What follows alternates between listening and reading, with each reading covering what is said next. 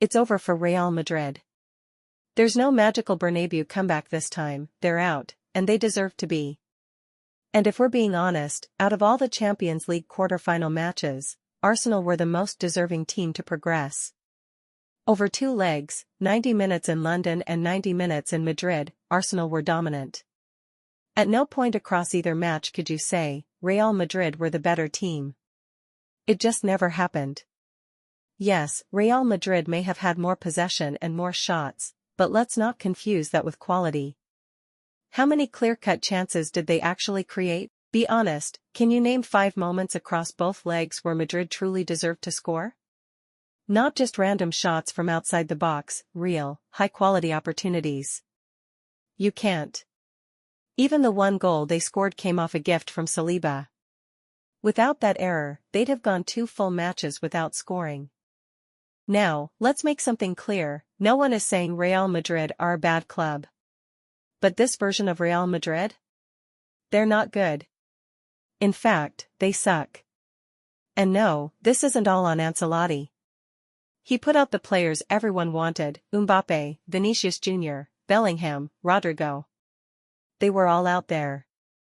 But across 2 matches, not one of them looked dangerous. Arsenal clamped Madrid's front 4. Completely. Nobody cooked, nobody created, nobody showed up. These are supposed to be some of the best players in the world. Bellingham even had early Ballon d'Or shouts last season, and yet today, they were completely shut down. Look at the contrast. In the 74th minute, Saka is about to be subbed off, and where is he? Defending. He's tracking Vinicius Jr. at right back, making a key stop. That's the difference. Arsenal play as a team. Real Madrid play, and win, as individuals.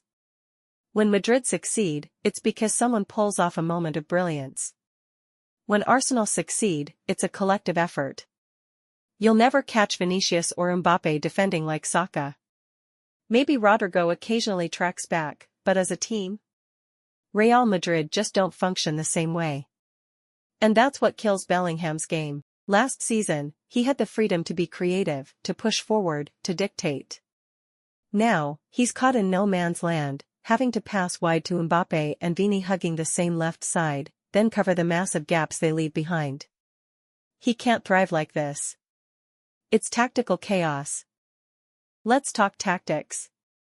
You have Mbappe and Vinicius Jr., both elite, playing in the same area on the pitch, often occupying similar spaces on the left.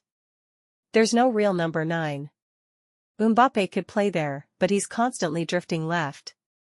So who's in the middle? Nobody. It's a mess. And the subs were terrible. You don't trust Endrick to be your striker, fine. But when you bring him on, why is he playing right wing instead of the 9? Why is Arda Güler even on the team if you don't trust him to play when you need a creative spark? That's where Ancelotti does deserve criticism. He built this squad, knowing he'd need depth and versatility to compete on all fronts, La Liga, Copa del Rey, Champions League. But when the big games arrive, he doesn't use the tools he built. He tried the same setup in both legs against Arsenal and expected a different result in Madrid, just because the crowd would be behind them? That's not enough at this level. Arsenal aren't fazed by that. They stayed compact, disciplined, and lethal on the counter. Meanwhile, Madrid had no structure and no threat.